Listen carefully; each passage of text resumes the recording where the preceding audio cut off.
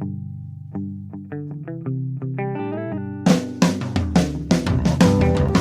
only real God is the one that you believe in. Start looking for the God in others. And if you find you're tuning into a wave, well then I don't know much about being saved. Hello, everybody. Hello, friends. Welcome into another episode of Spiritual Philosophy Chatter with the Joneses. I'm Danny Jones. And I am Samantha Jones. And this is episode 129. 129. What are we talking about today? This is Earth's mysterious locations. Yeah. Cool. There are some. There are a lot, but yeah. Yeah. It's going to be fun. Yes, for sure. I like this. All right. Well, before we hop into that, anything you want to share from last week? Yes, last week we did Atlantis, which was lots of fun. And it gave me an idea that I think we should do an episode about, like, the lost civilizations. So we're going to do one about that, like, different, like, the Mayans, and we'll touch on all that. Because it's fun to learn about these things. You know, I mean, maybe Atlantis isn't real. Maybe. But I think it is. And so it's cool to just get the perspective of it, you know. So I like that episode. I think it was good. I do too. So every week we answer 2 questions from our listeners. And so, you know, if you submit a question to us, we send you show merch. Ooh. So you give, we give. It's exchange of energy. Go. So this week, our first question is from Kathy. And she asked, if people are able to have multiple lives, how do messages come through that are from past loved ones from this life? So I think what she's saying is if they've reincarnated. Is the way I took it. Okay. That's the way I'm taking it, Kathy. Mm-hmm. So I'll be really, really honest with you. I have not actually connected with many people that have reincarnated. The way that I feel that this works, at least for the most part, there's no rule. We all make our own decisions up there. But I think for the most part, we want to stay with the same souls. And so we wait out their lives. So like my mom, she will be there when my brother and I get there. My grandparents, probably most likely they will be too. My great-grandparents, I have a feeling that they will have already gone. Every time that I try and like connect with like great-grandparents or great-great-grandparents, it's very distant. Mm-hmm. It's a distant feeling. I have to search for it. Right. But no matter where we are, whether it's here or there, we have pieces of our soul that's in different places. So even if a person has reincarnated and their soul has gone into another body, I can still talk to them on the other side because there is a piece of their soul left. Right. That does happen for animals all the time. Right. But it is one of the first things that I'll notice if the animal has reincarnated, is I will feel that the animal has reincarnated right away. And with people, I haven't had that happen many times, but that would be my guess on it, you know, how it works. But a piece of your soul is always there. That's your higher self. Yeah, it was like it's a higher consciousness, so you're able to split yourself hard enough as it is to believe. But you're able to split that consciousness to another life as well as... So essentially, right now, like you're saying, we're all guiding ourselves. Yes. From there. We are. Down here. Mm-hmm. With the help of other energies as well, but our energy is included. Yes. So we're helping guide ourselves. That's our higher self. That is. Our higher self is a fragment of the main source. Exactly. So the main source oversees, why couldn't we? Right. You know? Then I start to think about, kind of like you were saying, maybe over a span of generations, that might be possible if somebody else is in one life and you're in another. Mm-hmm. Because, like, I go back to Dolores's books about Nostradamus and how he specifically says to her when she's channeling through a regression session, a past life regression session, she says specifically, he says, I'm not talking to you from the past. Yeah. I'm talking to you from the present, which means that time is simultaneous. Yeah. So that's another aspect, too, where you go, well, it's got to be possible then, because she's living in one life in one time, and he's living in another life in another time. Right. And she's communicating. Yep. one area that I will say, and this just clicked with me, is that this has happened to me with newborn, like stillborns, or abortions or miscarriages. This has happened where I have gone to connect to a child that, has passed, and they have reincarnated, and I'll know that immediately as well. So I think if it's happened, I think we feel it as mediums. We can feel the energy, but it's just different. It's a different. I don't know how to explain that, but it's just a different feeling energy. It's like a very distant. They're not right there waiting for you to go. Ooh, let's talk about this. They're kind of out there in the distance. So it makes things feel much more vast. Like with a question like that, it's like, wow, we're talking about different planes of reality, all at once. It's interesting. Yeah, it's a lot. People that don't realize that, like a lot of times people will say, well, just bring in the first spirit that you feel. And that's kind of like going to a busy intersection and yelling out, who wants to talk first? Because there's so many. Yeah. So many. Yeah. And it's just, endless. And so that's kind of why I do the readings the way I do them. Have people show me pictures. But anyways, that's a whole different topic. Yeah. But I hope that answers your question, Kathy. Thanks, Kathy. Yes. And then the second question we have is from Cindy. And she asks, how do you get back on the spiritual wagon when you have fallen off? And I thought that was a very good question. That's a good one. Because we all need that now and then, I think. Yes. Even, I think people that have been doing this a long time, it's still very easy to do because, bad happens to everybody. Yeah. And if you kind of take it as it's the universe trying to make your life miserable, then you can fall off the spiritual wagon really easily. There's a lot of ways that happens. And it's happened to both of us. We both have had those moments. For me, the easiest way to get back on the wagon is, it's just like going on a diet. You have to say, I'm going to do this, and I'm going to practice this, and I'm going to be this person.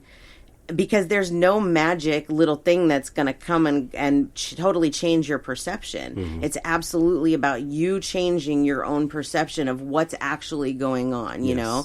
If you fell off that spiritual wagon because life just seems like it's a whack-a-mole game and it's just one thing after another, then you need to look at things differently and say, why is this happening? Not why is this happening to me, but what are they trying to teach me from this? What am I supposed to learn? And when you can shift things to looking at it that way instead of why is this happening to me, it changes your perception of things and helps you to stay on the wagon longer. For me now, I feel like I stay on the wagon. Like I'm never totally off of it. But at the beginning of the spiritual journey, it was really hard for me. There were times where I would just not talk to spirits at all. And I would just totally block it out. And I could hear my mom there like, hi, you want to talk? But everybody has those times where it's like, you really don't want to, you know? Yeah. But it's about, what's the word that I'm looking for? You have to have the motivation within yourself to want to do it, to want to feel better, because for some reason it seems like it's easier to be depressed and upset and be off that wagon than to work it, because when you work it, you have to face things differently. And when you face things differently, you have to look at yourself differently and see, wow, I am faulted. And, I do have problems and I do have to fix them, and so then it's like, well, maybe I don't want to do this. Maybe this is too much work and too hard. And that's another time that people fall off the wagon. This is hard. Yeah. This spiritual journey is not easy, but it is amazing. I totally agree with you, especially the very beginning, what you said, the perception, because we can look at things, the bad things that happen to us, and start to feel victimized by that. Absolutely. Instead of looking at that as maybe a possible recourse set by the universe itself, like saying you're going the wrong direction. Boom, we got to get in the way of this and change this. Yeah. So you don't keep wasting your time. If you choose to keep going back at that, then that's kind of your own free will, Yeah. And bringing a little bit more on yourself. But I totally agree with you. It really is this perception of what is and what isn't possible. Right, exactly. And we get down on what we think is possible that may appear like it's not possible. But most things are, if you really if it's pure and it's good, Yeah. it's going to be possible in your life. The funny part, too, is that now that for me, have opened this door, this crack has now happened in my mind or my third eye, I can't just ignore it. Yeah, it's hard, isn't it? Because it's like, then the signs are there even more. Yeah. When I'm being in that mood and that place of like frustration and I don't want to hear it. Yeah. Then I'm hearing it or seeing it even more. Yeah. And they're honest. They're very honest. Yeah. Yeah. Yeah. And that can be hard sometimes to hear. The other side is very honest about things. Tarot cards, they're brutally honest too. And we do that. And yeah. So again, I think or on top of that, I think besides the perception, I kind of it's when I surrender. Mm-hmm. Yes. It's when I stop fighting and I surrender and I just go, okay, as crazy as that idea might sound, I'm going to try it. I'll try it. Yeah, and those crazy ideas usually work. They do, or at least, Yeah. I never wanted to put two and two together in the past because I'm sure not crazier things, but just as amazing things have happened in my life before. Right. I just didn't recognize it. Right. What was going on. Yeah. You know. Yeah, absolutely. So I want to answer this question a little bit deeper because she asked, how do you get back on the spiritual wagon? And, like I said, it's like a diet, right? But really it starts in the morning when you wake up. First thing in the morning, you have to tell yourself it's going to be a good day. And if it has bad moments in the day, that's just a bad moment in the day, and it's going to be a good day. This morning, my day started out really weird. I had like a bunch of things thrown at me all at once that brought my vibrations down. And I listen to music every morning. I put my headphones in, and it helps me to raise my vibration. It took longer this morning for me to do that because of like the morning, it was immediate that I had all these messages when I woke up and stuff. So sometimes it takes a little bit longer, but really, if you like music, if you're a music person, do that. Listen to music. Do something that you enjoy doing in the morning that calms you, and not sad music, but uplifting music. Like me in high school. Whoop, there it is. There's a good one. My mom always joked with me about that. But if you can do things like that, meditation, yoga, something to start your day off right, that helps. And anytime that you have a moment in your day where you feel like the day is going downhill, just say it's just a bad moment. It's not a bad day, it's just a bad moment. And sometimes we have bad days, but you know what? The next day is the chance to start over again. So if you fall off the spiritual wagon one day, you can get back on the next day. You don't have to wait weeks or months to get back on. The universe is ready for you anytime. You can hop right back on. So don't ever feel like you have to stay off that wagon. No. Yeah. So I hope that answered your question, Cindy. And Thank you, Cindy. then we do a reading every week. All right. So let's do this reading. This is for Chanel. She said, "This is my dad, Herb, who passed 10 years ago. I found out a few months ago that his father was not his biological father. Did he know this while he was still alive? And if so, did he ever get the chance to meet him? Also, this means that I would have a whole new branch of ancestors, spirit guides watching over me. Please and thank you." Okay, let's connect to Herb. Can I see Herb? You can't. Hey, Herb. Okay. So before he starts explaining the answers to your questions, he wants to say hello and he loves you and he is proud of you in all of the things that you're doing to achieve your dreams and goals and to keep pursuing them because, yes, you have not just him, but a lot of other ancestors over there that are helping you and watching you and guiding you and are a part of your journey and your story right now. So he wanted to deliver that message first. But let's answer your questions because I think that this is important and will give you a little bit of closure in some areas. Okay, so let's look back at this question again. Did he know that his father was not his biological father while he was alive? Okay, so I feel like he knew, but he didn't know. he always suspected, like he didn't feel that the man that he was told his father was, not necessarily because of the connection so much, but he would look at this man and be like, this man doesn't look anything like me.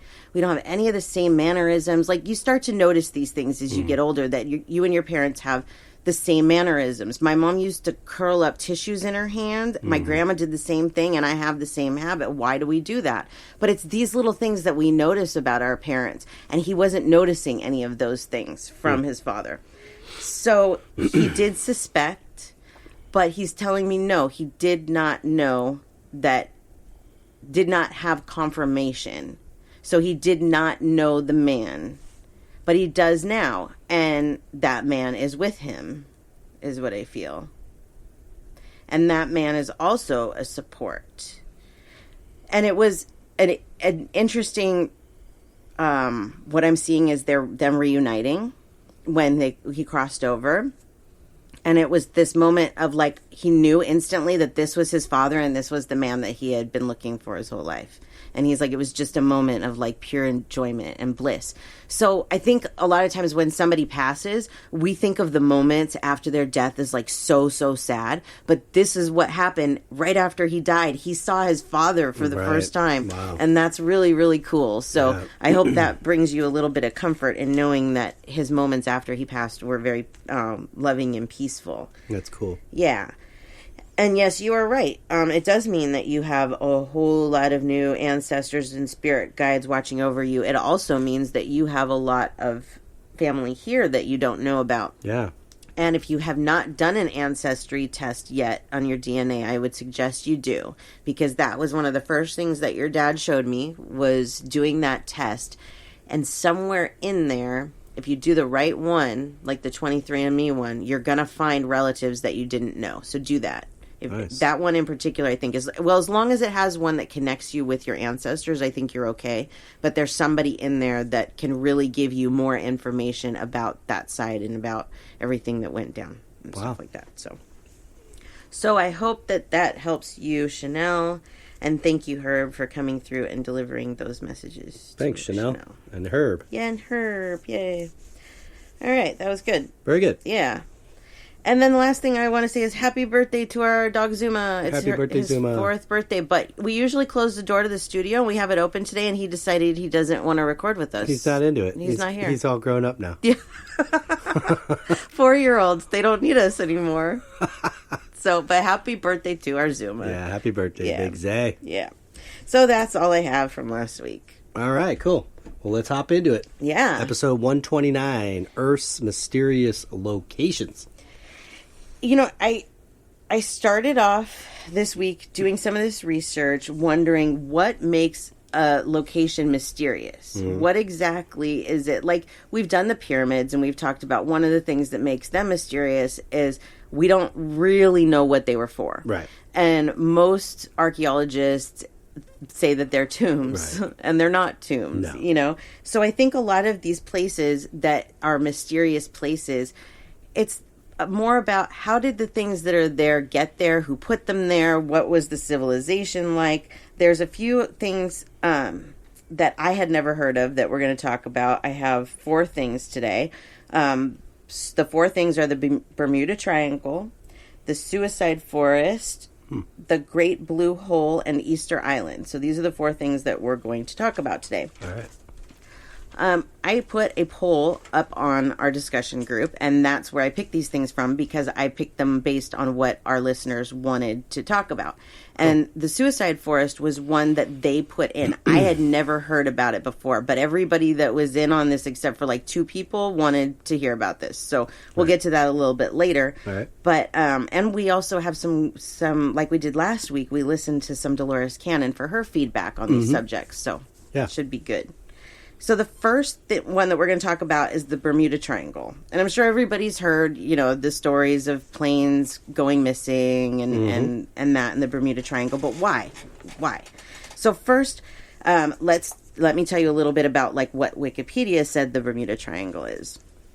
So also known as the Devil's Triangle, it is loosely defined as a region in the western part of the Atlantic Ocean where a number of aircraft and ships are said to have disappeared under mysterious circumstances.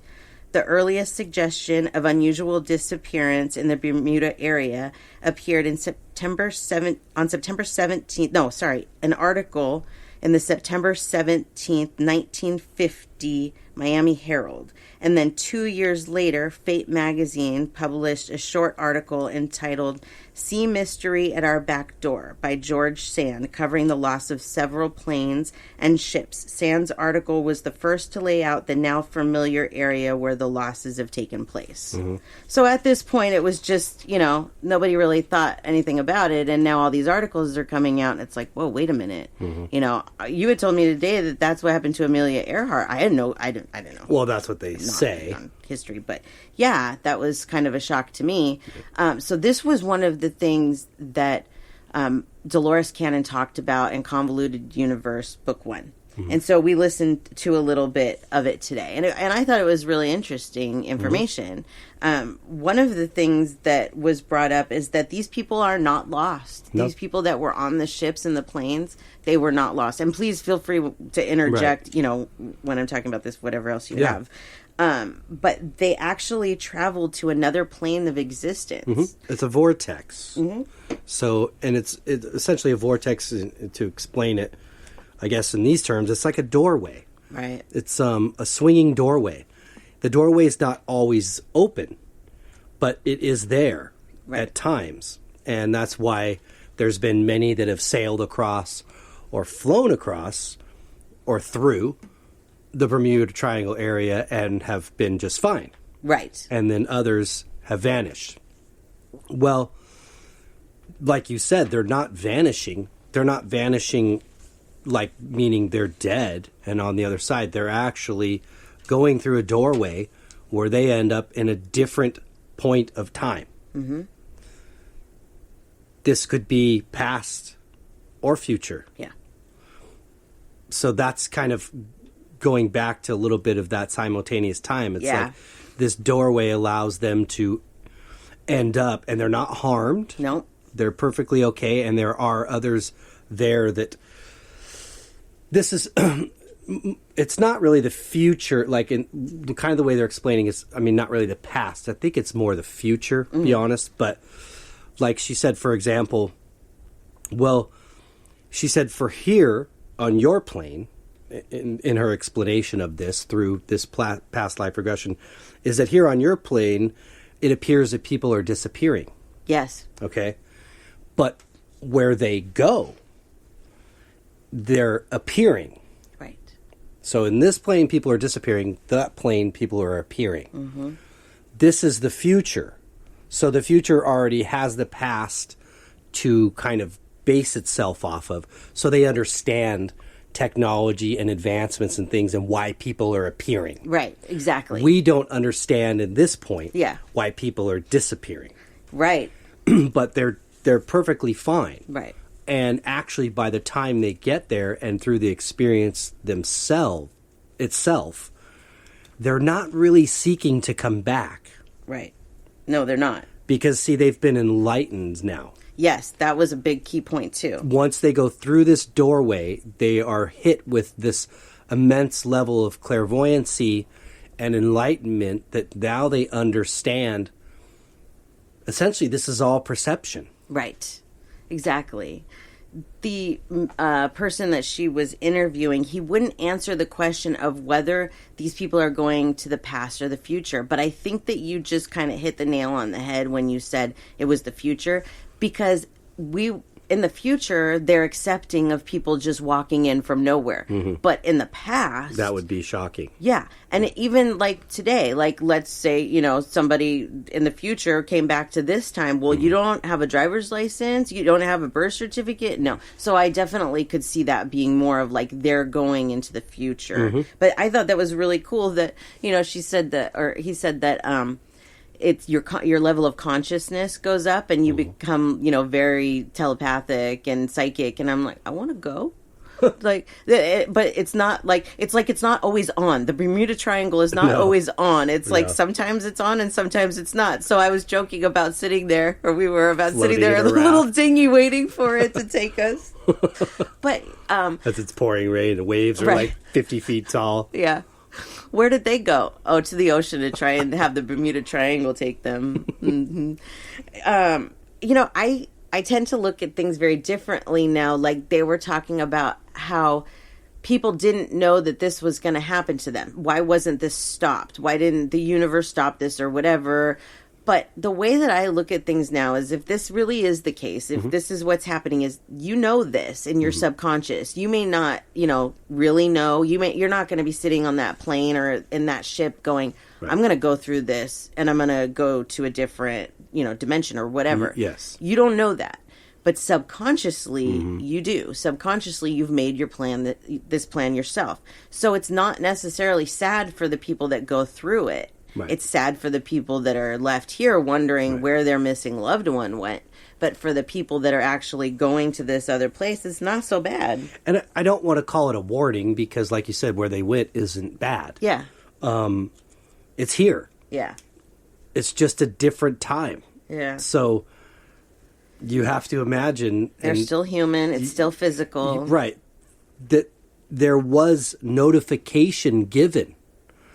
The problem is the warning, if you will, wasn't heeded. Right. So think about it. If this person was, I'm setting on a flight to go across the Bermuda Triangle. Man, I've heard some things about that place. Hope that doesn't happen to me. Yeah. Right. Or some strange coincidence of something that happened prior to that maybe delayed it, held it up. Totally. Tried to keep it from happening. Yeah. And even again, it's not saying because what's going to happen is bad. Right. It's just like something's going to be different. Right. Something's going to change. Yeah. And it's giving you notification of that. So maybe if you didn't want to take that trip, right, you could choose to avoid it. Absolutely. That's how the universe works. Absolutely. But if you're not in tune with this ability or your kind of inner voice, then you wouldn't hear anything. Right. Absolutely. Yeah. Yeah. But I thought this was a very interesting way, the Dolores Cannon, what they said in the book about this. That's not something that I had ever really thought about before. Like, honestly, until now, my thoughts on the Bermuda Triangle was, I don't know, maybe it's just really bad weather. Really cool episode of it in the Twilight Zone. Yeah. Back in the original series, black and white, where they fly through it. But it's a commercial jet, with passengers. Yeah. And as they come through the clouds, it's all prehistoric dinosaurs. Oh, wow. That's cool. It's a cool episode. Yeah. Wow. That's neat. But yeah, so there's the Bermuda Triangle. Anything else on that she said? No, I mean, it's definitely a mysterious location. And I mean, there are evidence of things vanishing within that region. How much they've scanned the ocean floor to prove there's even anything underneath that has sunk or disappeared. Yeah. I don't know. What happens if it is a boat or a plane? Does the whole thing go with? Right. Yeah, that's a good question, too. Like, can you imagine this boat just showing up? I would have to say yes, just because there's no evidence of anything left behind. Yeah. Even though you're out there in in an ocean, they could potentially look at the bottom or scan the bottom, I would think, with radar or whatever, and see if there's something sitting down there. Well, think about it. It's still physical. So if they have to stay in there, because if they didn't, what would they be on? They would just sink or fall. So my assumption is how it works is you don't even know that it's happened until you land or get to where you're going. Yeah, you know what I mean? That would be so. My guess, but anything's possible. It's like the movies. You see a newspaper, you're like, what? Yeah. 2084? What the heck? Why are these people dressed like this? Yeah. And they were also saying in there that somebody does come and help you. That they, and that's why I say it can't be the past because nobody's coming to help you. No, in the future, it's like they're aware that people are making these journeys now. Time travel. Pretty exactly. Cool. And so, therefore, if you're going from different times, then time is all happening at once. Right. Yep. This concept of time itself, A, is man-made, and the ideas of past, present, and future are a way for us to gauge many things. Yep. Memories, goals, whatever. Yeah, exactly. For sure. Okay, so let's go on to Easter Island, shall we?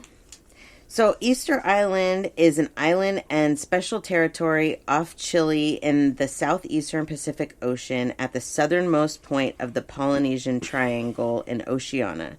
The island is most famous for its stonehead statues called moai, I believe is how it's pronounced. The statues have disproportionately large heads compared to their body length. It's believed that the Polynesians who settled there from the Pacific Islands put the statues there. Archaeologists suggest that the statues were a representation of the Polynesian people's ancestors. The statues face away from the sea towards villagers by the way of watching over the people. Didn't we hear otherwise? Didn't Dolores say otherwise? I'm confused now. They face away from the ocean. They faced east. They face oh, yeah, they do east. face. Okay. Yes, yes. Yeah. Okay. So that is what Wikipedia has to say about Easter I think Island. more recently they've found out that these statues weren't really just heads. Yeah. That they go really deep in the ground and are like full bodies. Yeah, there's like different ones. I don't really know much about this, but I was looking at different pictures and there's like a row of them, but then there's also like scattered ones. And the row of them seems to be like on a platform or something. Oh, but then okay. the rest of them, yeah, they look like they Submerged. Right. Yeah. But we have one in our backyard. And we do. And I'm talking like probably at least 30 to 40 feet tall. They're tall, from yeah. top of the head to the bottom of the foot in the ground. Yeah, exactly. But, Dolores's input on that was really cool too, and that is that this culture and these statues are much older than we think they are. The last known civilization of this island were cannibalistic people. Yeah. But this isn't the original settlers of this island. The original settlers would be the descendants of Atlantis. So when that destruction occurred, people were scattered around the world to different areas. Some Egypt, some to this place, and others also. So the reason that these statues were created was an artist's interpretation, but they're facing east because that's the direction that the people, survivors from Atlantis, would be coming from. Right. And they had priests these were two-part statues. There was hats that were on them. Yeah. Where that's right. priests could go up and sit and watch. And that way, kind of, if they did see people come in, they could let them know they were there. Right. So they talk about the different types of stone and even how they got there. Yeah. That they were so massive, these were moved by levitation. Yes. And not by boat. Okay? They didn't come to this island sailing on a big ship. Yeah. They were levitated over the water. That sounds remarkably like what? Right. Yeah. When you think about it, in our world, Yeah. in our reality. And However, I don't doubt it for a second. I don't either. And because there's no way to explain it with people's technology, as far as the industrial age, we're nowhere near being able to pull stuff off like that. No, absolutely So not. we're in a different time, which is much more, I wouldn't say prehistoric, but primitive, but much more advanced in a lot of other areas. Right. So these things were created, huge stones, which came from far away, and then they were saying that the tops, the hats, were made of different stone. Yeah, the top knot, they called it. Which I don't... I'm curious as to why. I don't know, but... Yeah, there were... Well, one of the things that they said... See, here's the thing about these chapters in Convoluted Universe, and I'm sure she says this in other places too, but she says she interviewed several different people on these subjects. And so sometimes there are conflicting things. And so that can get confusing.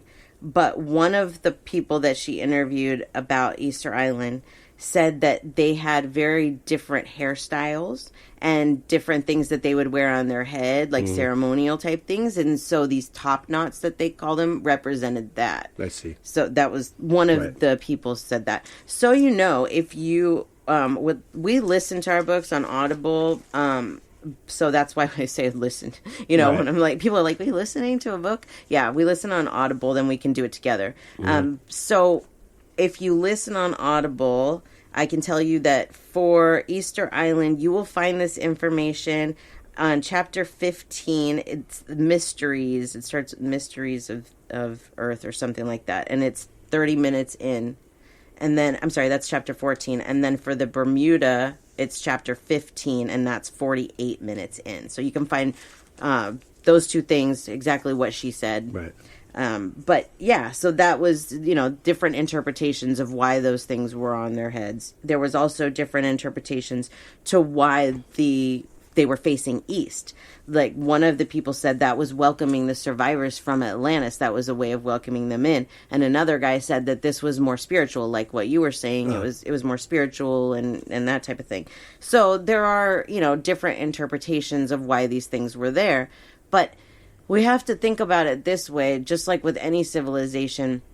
I use Harry Potter as an example. Like if everything was destroyed and Harry Potter was the only thing that was left, and that's what, they had to take was ours, like Harry Potter land, right? They're like, oh, this is real or whatever. That's what they're taking, and they have to look at it and go, what went on here? We don't really know. They're making up their own story, right? Yes. But with this, I think people want it to be more than it is. I think these were just, statues that were built by these people to represent the souls. There was one person that said, where was it? Guardians of the island, representing the souls of man. Yeah. They do these things for different reasons that we don't understand because we're not them, and we want to put all of these weird meanings on them or whatever, like I also have to think in terms of the survivors. Like let's say these people were all descendants of Atlantis. And what's going to catch a survivor's attention coming from a place that's familiar, right? So you're coming up on a new island and you're like, how do I know who this is and what they are? Is there anybody even here? And then you see these giant figures and you're like, man, that has to be people we know because I know how they did that. Yeah. They knew how things were done. Yeah. A lot of people. Not necessarily every buddy on the planet could do it, but you had people just like today that had higher energy. They had greater abilities to do some of these things. The interesting part about it was so they had other civilizations that finally come across this island and take them over, and they're very primitive, mean kind of what they called warlords, sort of like tribal people, and they ate them. Yeah. They were cannibalistic, and they killed off all these descendants of Atlantis. Yeah, it was a lovely story. Dolores actually cut the guy off. She's like, why don't we talk about something else? Yeah, it was getting a little bit brutal. So, but that's what we think is the ancestors of Easter Island, which really isn't. Those are the people just took over. But I start to see, like, if you looked in terms of Atlantis and how advanced that city was and that this major catastrophe that happens, and all this technology that now goes out into the world, whether it's Easter Island or what was the other one? Stonehenge? Not Stonehenge, but there's the not Machu Picchu or something, but where the stones are just carved, like they look like they're carved out of lasers. Right, like, how did you do that? Yeah. With knots in them and blocks inserted so they don't move. It's impressive. Just incredible stuff that you're like, no. Yep. I don't know if it was a machine, but it was something definitely technologically advanced that did this. Yeah. And so all these things are scattering out in the world to, I think, let these survivors, which is kind of the main only city on the world at this time. Right. There's just small communities outside of that, but there's just one main city, and then this happens and spreads that catastrophe or that technology, to other parts like Egypt. Right, exactly. Where they're now going and starting over, practicing what they've learned from Atlantis. Yeah. And same thing with Easter Island. That kind of, they actually talked about how these things were formed. Yeah. The same way we talked about how some of the blocks and stones in Atlantis were used. If they were wedged in the ground, they could use their energy to make these stones formable. Yeah, it has a name. I'm trying to find what the name And they is. did virtually the same thing with the Easter Island statues. Thought energy is what it's called. Thought energy. There was some chiseling and things involved, but a lot of it was using energy to make these things pliable Yeah. into what they wanted. Yep. And they all look very remarkably close to one another. Yeah. It's impressive. How do you reproduce the same thing like that, even though they're not that Right. detailed? Right. There's enough detail. Yeah. That's why it's such a mystery, because we think of things in terms of today. We think we are the most technologically advanced that the Earth has ever been. Wrong. That's not true. No. The thing is that we use different tools.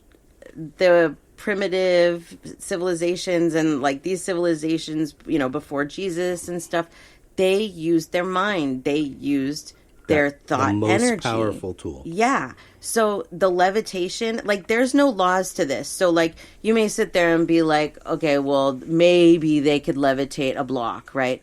Well, then if they can levitate a block, then they can levitate a whole boat.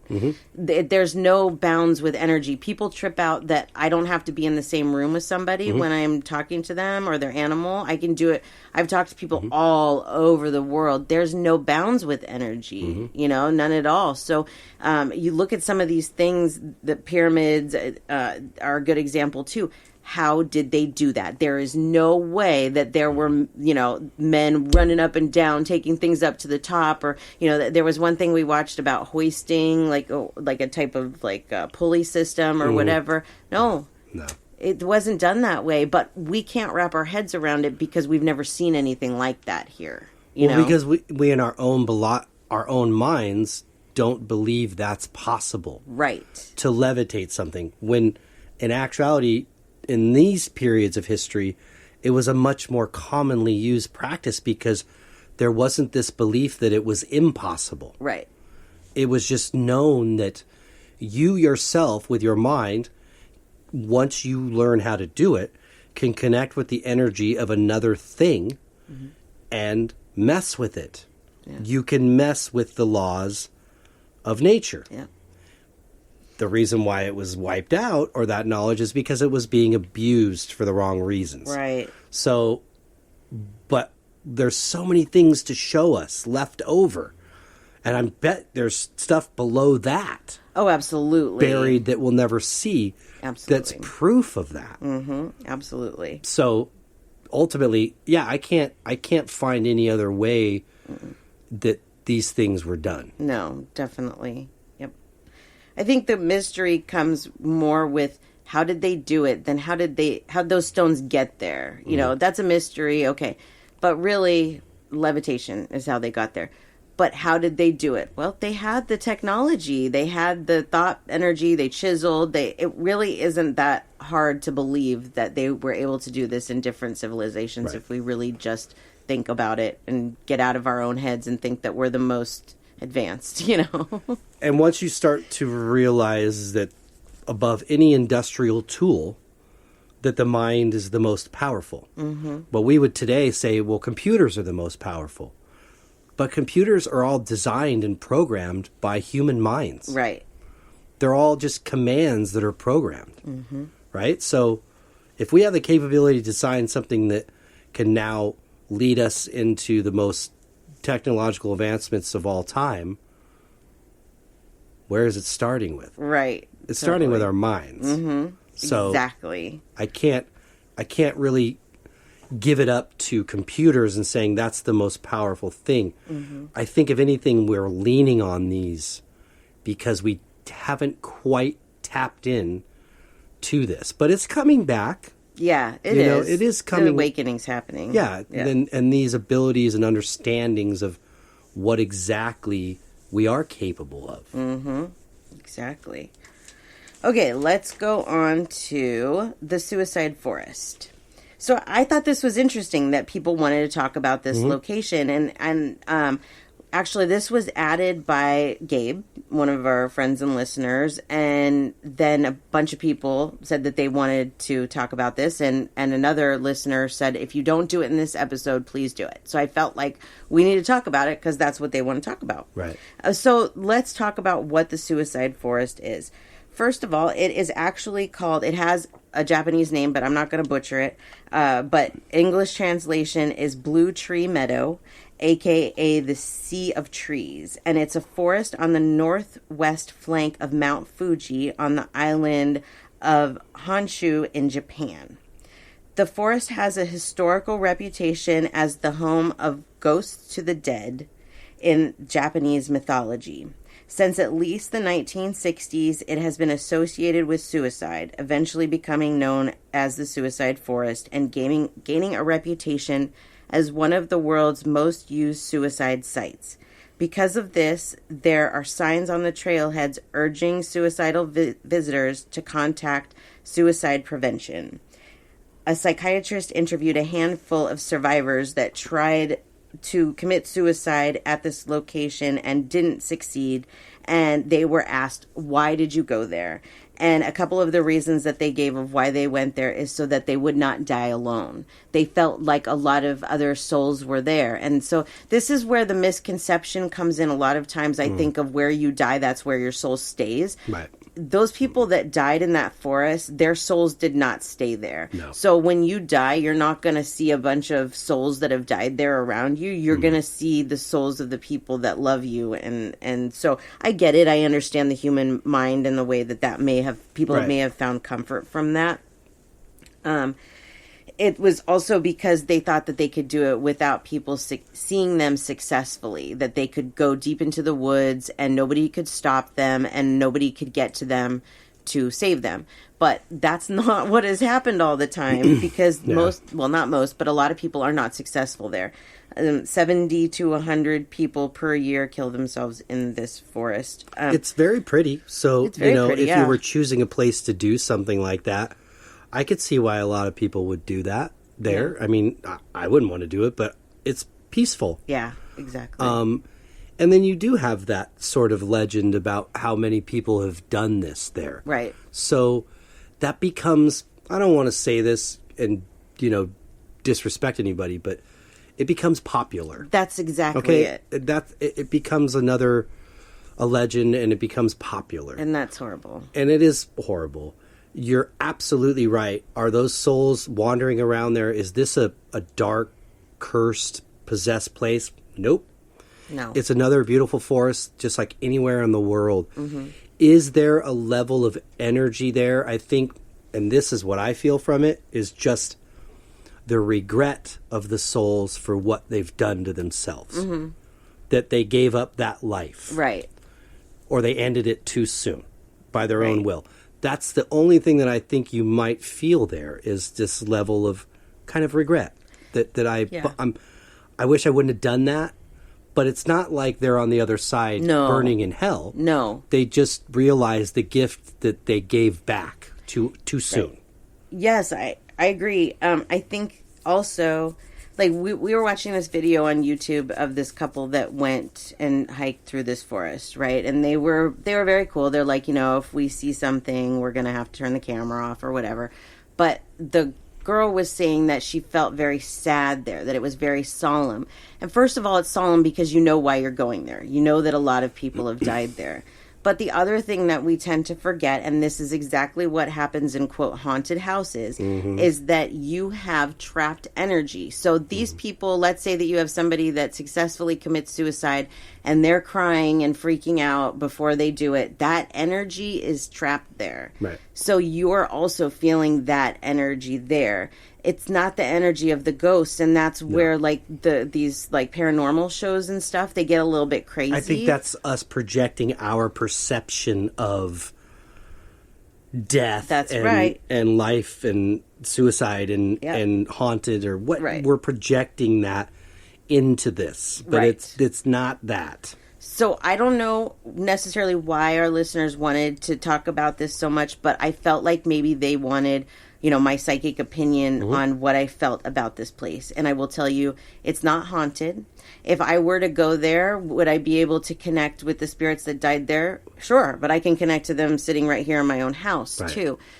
So it's not haunted. It's not scary. Right. I think people, like you said, sometimes they see, oh, this is where, people go to do this, so I'm going to go too, like a fad kind of. And I hate to put it that way, but honestly, from the energy that I feel from it, it's nothing more than people that are desperate to a beautiful place for people that are desperate to go to end their lives. And it's very, very sad. It is sad. Yeah. It's very sad. I read one story about a guy that went there thinking that nobody would find him there. He slit his wrist and he wasn't successful, but he was unable to help himself, and he was dying from dehydration, and hikers found him and picked him up and took him to the hospital, and he survived. And so he's one of the ones that, was interviewed and said, I felt like I was hopeless, and I would go and I would become a part of this group of ghosts, group of spirits that have died in this forest. Right. And that's not it at all. And that's not what we're supposed to do. No, because spirits aren't hanging out in cemeteries, where they're buried. They're not hanging out where they died. No, definitely That's not. the last place that they're thinking about or want to go. Yeah, exactly. Because first of all, they realize by then that was just a meat suit.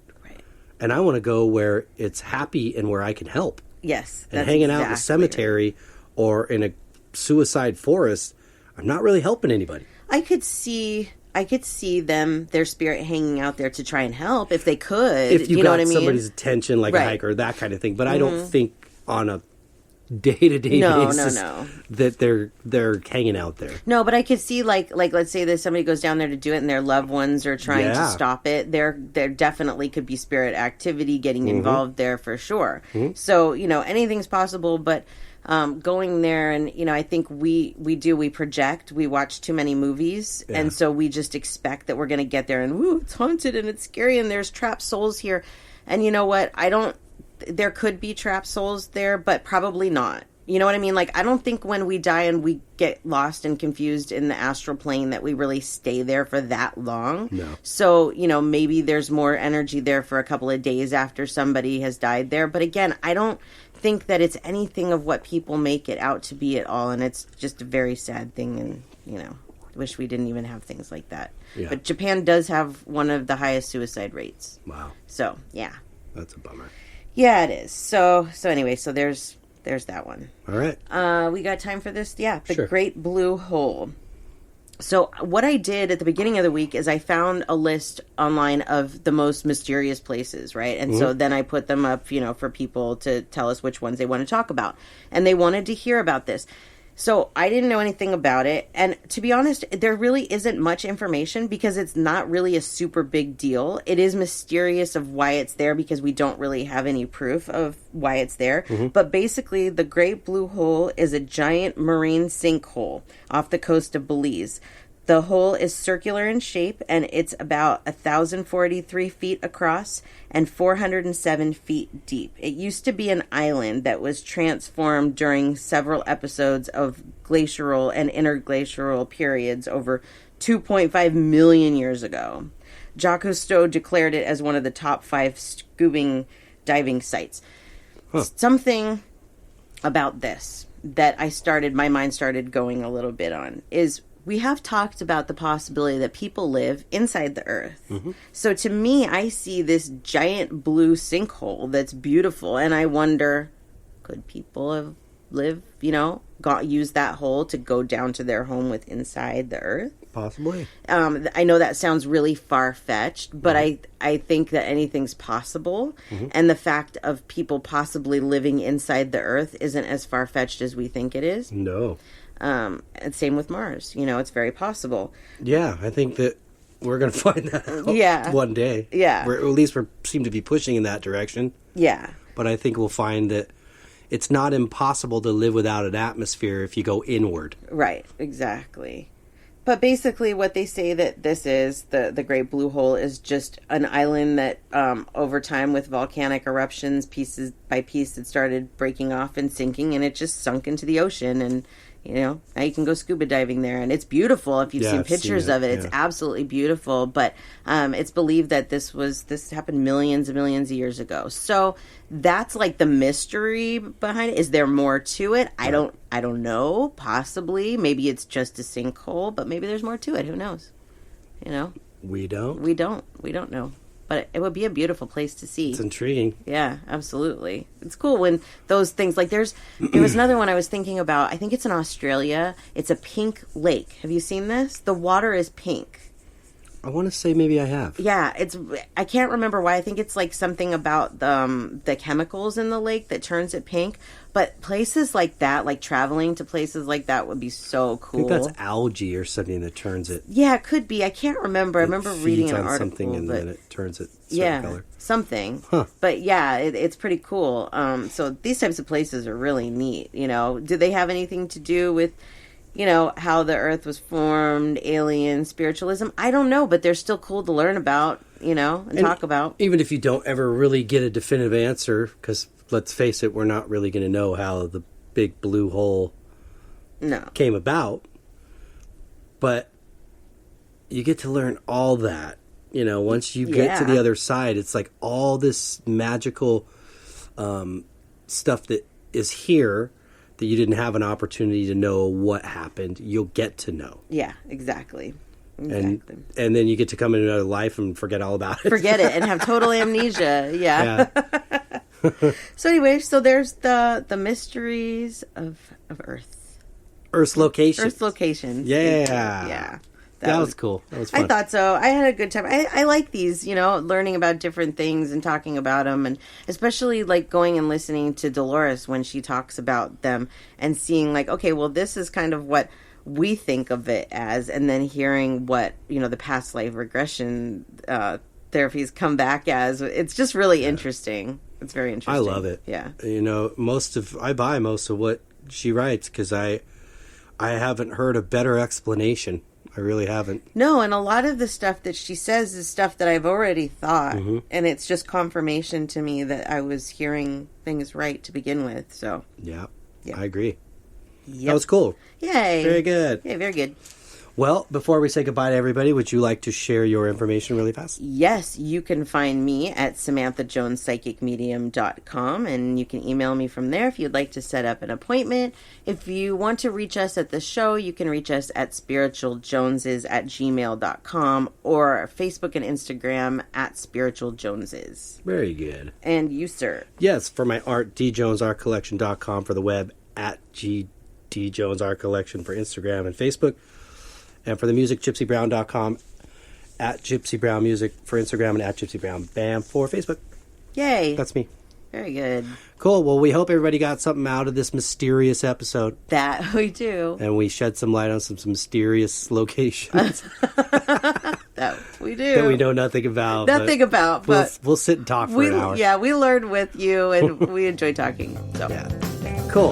Well, we hope everybody has a great week. We do. And until next week, Peace and love.